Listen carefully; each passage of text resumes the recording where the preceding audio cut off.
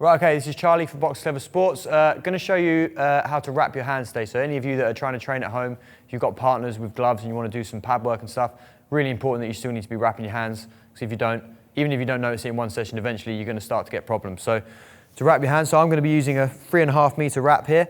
To put the wrap on, first of all, you want to make sure the loop here goes over your thumb.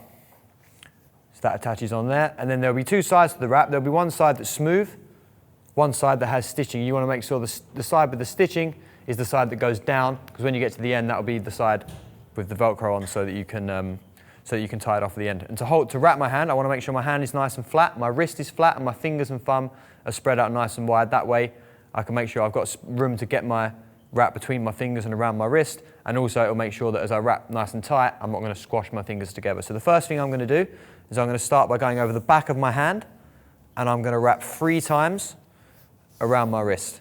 I should say at this point, if you was to get 100 different boxers to wrap their hands and show you how to do it, every boxer is going to have a slightly different way to do it. So it's not essential that you follow it to the letter, it's just key that you make sure you hit the key points of the hand, so the wrist, which I'm starting on, and as you'll see later, the thumb, the knuckles, and the rest of the hand. So I've gone 1, 2, 3 times around the wrist. I'm then going to go over the thumb to secure the thumb, so I'm going to wrap over the top of the thumb like that, keeping the wrap nice and spread out.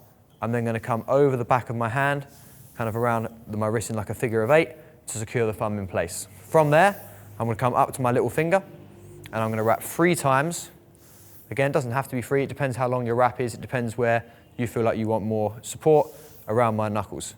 Keeping my fingers spread out nice and wide, because I'm then going to come back down to my thumb, and I'm going to go one at a time through my fingers. So I'm creating like a lattice across and over my hand to keep the little bones in my hand, my knuckles nice and secure. So I go through all 3.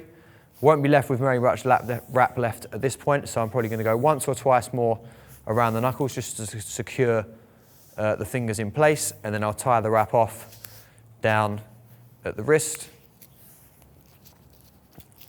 and the Velcro does up there.